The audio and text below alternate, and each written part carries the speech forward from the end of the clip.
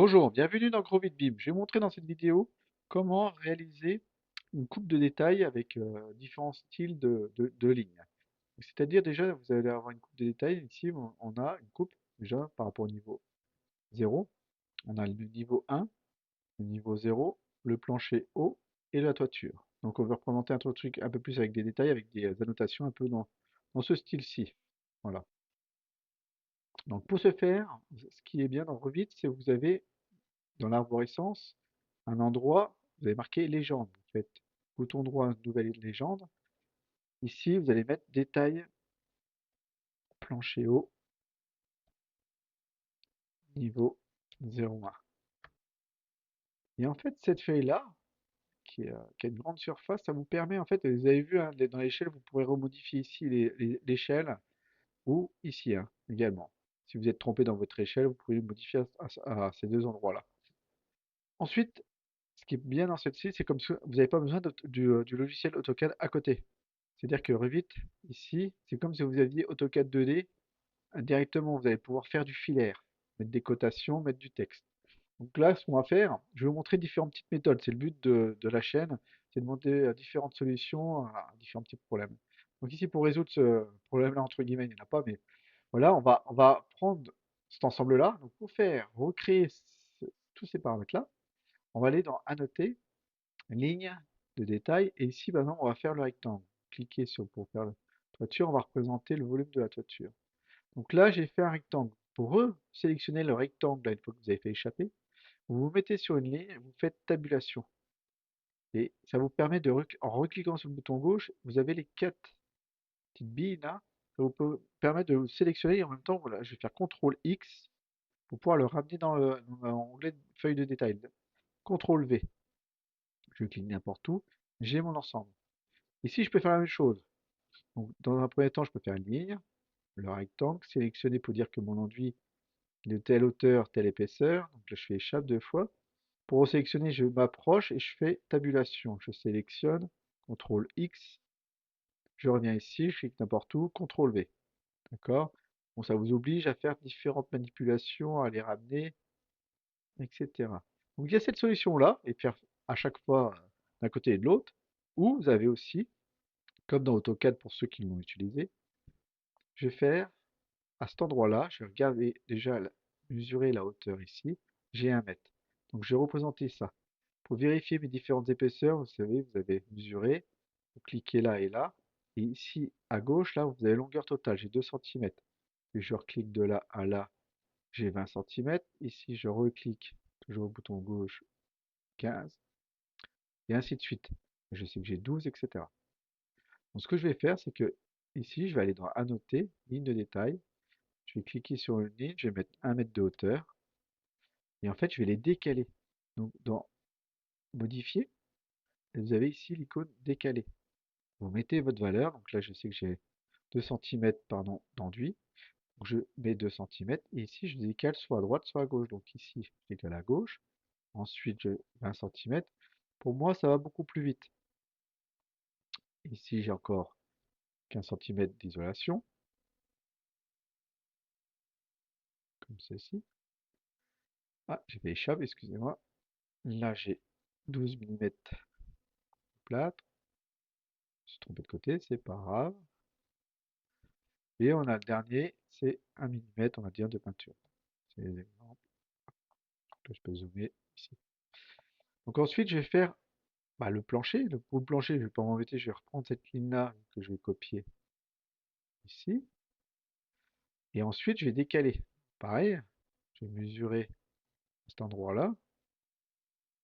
J'ai 4 et je sais que j'avais 12 ici.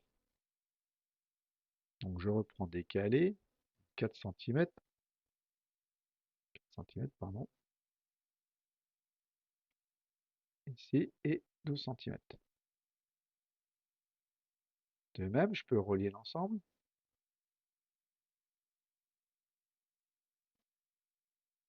comme ceci. Là, si c'est pas au même niveau, donc imaginons que ça soit décalé vers... on peut recaler, hein, vous avez toujours modifié, aligné par rapport à ça. Bon, là, ça y est, je recliquais là, c'était bon.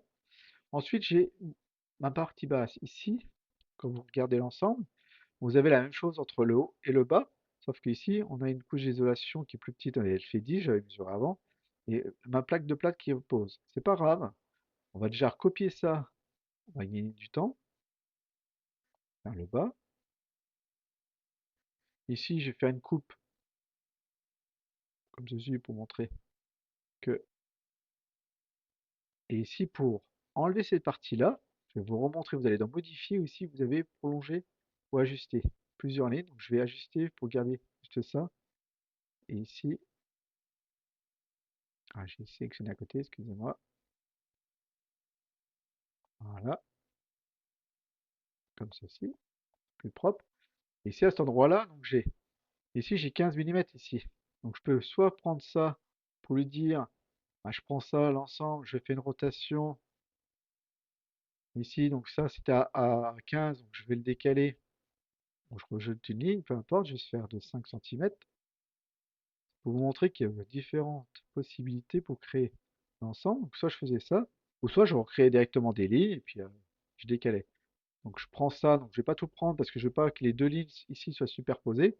Je vais prendre juste les trois lignes ici que je vais déplacer depuis ce point-là jusqu'ici. Donc ça, j'en ai plus besoin.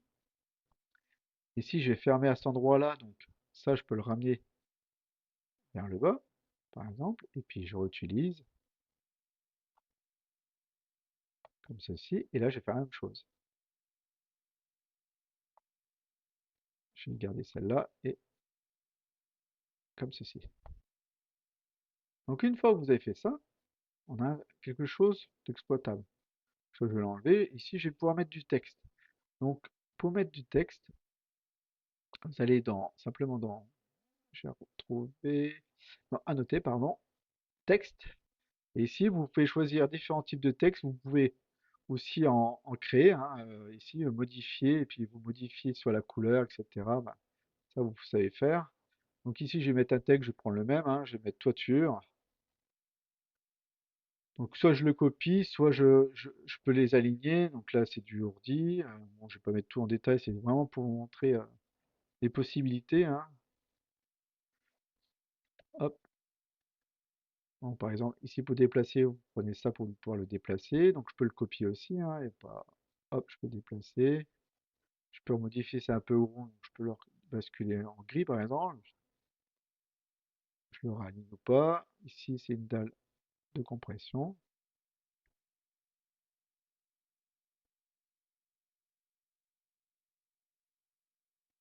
etc., etc. Je peux mettre isolation. Sauf que moi, je vais faire maintenant, ici, ce qui est important de voir aussi au niveau des lignes. Vous avez vu ça ici, vous avez les lignes fines. À chaque fois que j'ai fait, j'ai créé qu'avec des lignes fines.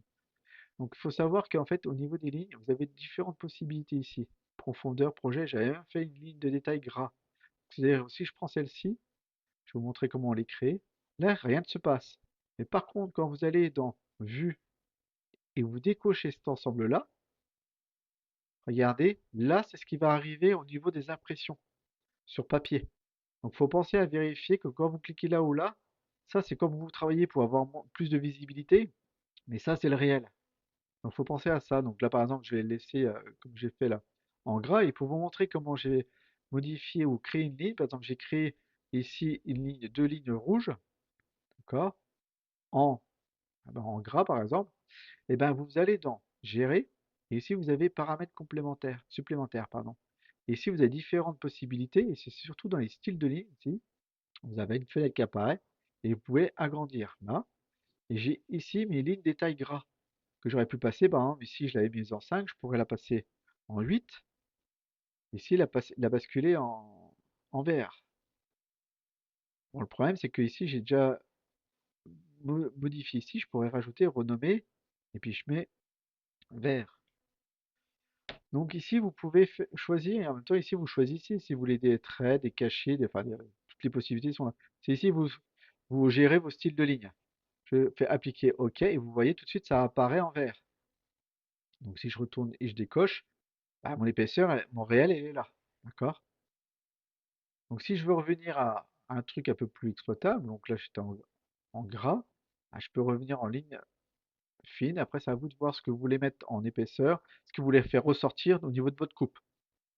Donc voilà, par exemple, pour cette première partie. Et la deuxième chose ici, c'est qu'on va mettre des matériaux. Donc, pour mettre des matériaux, vous allez utiliser dans à noter ici, vous avez zone et zone de pochage. Et vous avez des éléments qui sont déjà créés ici. Donc le béton. Donc là, si je veux dire que cette zone-là, c'est du béton, donc je clique une fois si je peux faire la même chose en bas, mais sauf que si je refais l'ensemble, si j'en supprime un, l'autre se supprime aussi. Donc je préfère, et vous avez cet aspect-là qui apparaît, donc après je peux refaire la même chose, zone de pochage. Zone de masquage, c'est vraiment si vous voulez masquer, vous ne voulez plus rien voir. Donc zone de pochage, c'est vraiment vous dessinez votre zone. Par contre, si vous changez la dimension de votre élément, c'est comme c'est que des lignes, l'ensemble ne bougera pas, même si elle est cadenas, c'est qu'à un moment ça va mettre des contraintes un peu partout et ça va foutre un peu le bazar. Donc ici, par exemple, j'ai mon matériau. Je pourrais faire la même chose pour l'isolation. Donc je pourrais créer une isolation ici si je pouvais placer une isolation directement. Je préfère travailler avec les zones de pochage. Je vais vous montrer aussi que vous avez la possibilité, par exemple, pour le enduit, je vais vous montrer. Donc là, j'ai dit que mon isolation, elle se trouve ici. Donc si je vous disais comme tout à l'heure, je pourrais faire ça. Je valide, et puis derrière, moi, j'en recrée un autre derrière. Et si j'en supprime un, l'autre se supprime aussi. Donc là, par exemple, j'avais un peinture ici. Je peux faire la même chose, donc là, ça va pas aller. Il faut que je fasse moins ça,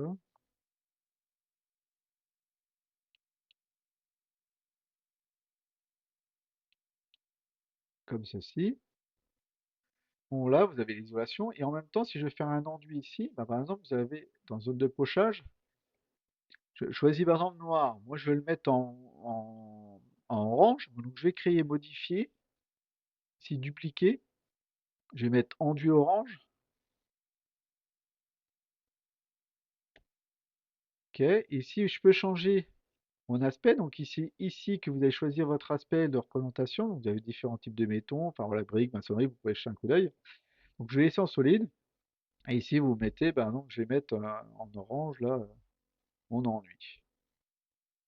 Je fais OK, appliquer OK, et tout de suite je dessine à cet endroit-là, je valide une première fois, et vous avez votre enduit en orange. Je peux faire la même chose. Je vais vous montrer quelque chose, je vais faire dupliquer celui-ci, je vais mettre vert, je ne vais pas l'utiliser, c'est juste pour vous montrer où ça se trouve si vous avez besoin de. Imaginons que vous avez créé quelque chose comme ceci, et vous n'avez pas l'utiliser. Je vais vous montrer comment le supprimer parce que bon, il va vouloir. Je vais faire ça juste pour lui dire qu'il garde en mémoire mon aspect. Donc ça, imaginons que je l'ai utilisé pour autre chose. C'est pour vous montrer. Donc je vais utiliser ma zone de pochage en orange. Donc là, j'ai bien le vert, le orange. Euh, je, je vais vous montrer pourquoi je dis ça. Ici, donc je fais mon ensemble. Quand vous arrivez, vous ne trouvez pas, vous savez, vous appuyez sur Tab, hein. Pensez à ça. Donc ici, j'ai mes zones, comme ceci. Ben, le vert, tout ça, je voudrais purger. Ici, dans Famille, vous retrouvez toujours vos éléments que vous créez. Donc là, par exemple, dans éléments de détail, donc des fois, il faut chercher un peu parce que c'est pas toujours intuitif. Donc, éléments de détail, zone de pochage. Et ici, je vais vous retrouver béton, isolation, opaque noir, mon enduit que j'ai créé. Et par exemple, le vert, j'en ai plus besoin. Ben, je peux faire bouton droit et supprimer. Comme ça, vous purgez un petit peu vos projets, quoi, et puis surtout vos créations de listes déroulant de différents types de matériaux, d'annotation.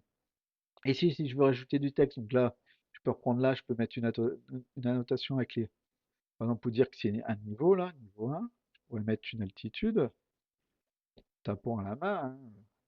Là, c'est que du texte. Ici, je peux changer comment on appelle ça, de petites flèches là, de segments, ici, l'avoir directement, je pourrais mettre bloc béton. Je peux agrandir s'il y a besoin l'écriture, hein. Ici, je pourrais rajouter enduit, là, vous mettez bien dessous, faites comme vous voulez, hop, ça vous permet de les aligner. Enduit, je pourrais ajouter 2 centimètres, c'est un exemple, ou en millimètres, c'est comme vous travaillez. Ici, je peux rajouter une hauteur, donc il ne faut pas hésiter à mettre des cotes ici aussi, hein, entre ce niveau-là et ce niveau-là. Puis je peux dire entre ça, ça. Ici, je vais prendre l'épaisseur totale, et puis le bas, j'en ai pas besoin, donc je décale et je me mets ici. Donc je peux faire apparaître les cotations. Au niveau des enduits, pareil. Je peux dire que là, Enfin, voilà, vous pouvez faire beaucoup de choses. Pareil, vous pouvez modifier ici, vous avez juste à modifier, créer, dupliquer, modifier vos attaches, etc., grossir si vous voulez mettre en 3 mm, etc. Donc vous avez une première présentation, vous pouvez voilà, avoir un truc un peu plus. Je pourrais mettre ici ma plaque de plâtre par exemple, si je fais hop, zone de pochage, je pourrais mettre plate, je pourrais la mettre en noir. Bon, je vais pas à le faire pour tout l'ensemble, mais voilà, c'est pour vous montrer un petit peu les différentes possibilités. Donc vous avez un truc comme ça. Donc une fois que vous avez fait ça, bon, je vais faire les deux autres ensemble. Ce qu'il faut faire, c'est que derrière, votre élément ici, par exemple, moi je vais faire un dupliqué, dupliquer avec les détails. Si je me retrouve ici, je vais le renommer. Donc, pour le renommer, bouton droit ou ici. Je vais mettre par exemple APS. Donc ce truc-là, donc ce document-là, par exemple, celui-ci, je peux lui dire qu'il est en travail. Donc il ne le reclasse pas directement, mais je pense qu'il doit le positionner pour les indiquer comme quoi, hop, celui-là, je vais le mettre en livrable. Et derrière ça, après, quand je vais faire une nouvelle feuille ici, donc avec mon nouveau cartouche, donc par exemple le A102 là, bon, je pourrais mettre détail de la coupe, etc. Bon, je ne vais pas le faire, mais vous pouvez le faire. Ici, je peux prendre ma feuille et puis la positionner. Vous avez déjà vu. Je mets l'ensemble. Ici, je peux décaler. Ah, attendez, hop. Ici, je peux décaler. On peut toujours un peu le choper, c'est jamais évident. Voilà, on peut le prendre comme ceci. Remodifier, ça, on peut le décaler vers le bas. Vous rentrez deux fois dessus pour pouvoir modifier quelque chose. Donc, vous rentrez comme si vous étiez rentré dans l'onglet, hein. Et vous cliquez deux fois à l'extérieur de la fenêtre. Et ici, vous pouvez voir votre grossissement, etc. Par contre, c'est ce qui ne va pas sortir en l'impression. Vous pensez à aller voir dans Vue. Et là, vous décochez ici pour voir comment ça se passe. Donc là, vous ne le verrez pas directement ici. Par exemple, si je le mets celui-ci par exemple, en épais et ici celui-là en épais, donc je choisis celui-ci en vert. Bon, là, c'était celui que j'ai en gras vert. Si je le mets là, ça apparaît comme ceci. Donc vous voyez, là, ça va apparaître comme au niveau de l'impression. Donc si je reclique ici, donc là, je retrouve bien mes lignes normales. Ah, sauf que celle-ci, bon, elle est verte, elle restera verte. Mais voilà, il faut penser à, voilà, si vous voyez, puis vous vous êtes dit, ah, comment ça se fait que ça sort avec des gros traits comme ça, c'est qu'en fait, ici, pensez à regarder, à vérifier vos styles de traits, pardon, avant de faire vos impressions. Voilà, je vous remercie de m'avoir suivi. Ben, je vous dis à bientôt et pensez à vous abonner. Au revoir.